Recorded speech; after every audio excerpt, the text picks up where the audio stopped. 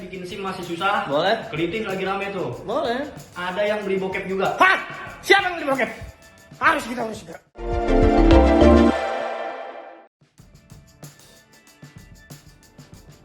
Komika bintang Emon kembali menjadi sorotan publik setelah dirinya kini ikut memberikan sindiran terkait kasus Marcel Widianto yang membeli konten Shure dari Dea OnlyFans.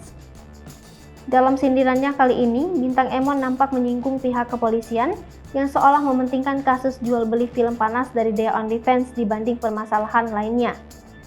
Dilansir dari akun Instagram Lambe Turah, mengunggah sebuah video dengan memperlihatkan bintang Emon memberikan sindiran pada kepolisian yang mengurus Marcel Widianto terkait kasus pembelian konten Shure Dea OnlyFans. Dalam video tersebut, bintang berperan sebagai polisi yang minta uang pada negara dalam menyelesaikan masalah yang ada di masyarakat. Lawan main dari bintang Emon yang tak diperlihatkan pun kemudian memberikan respon dan mengungkap beberapa permasalahan yang banyak terjadi.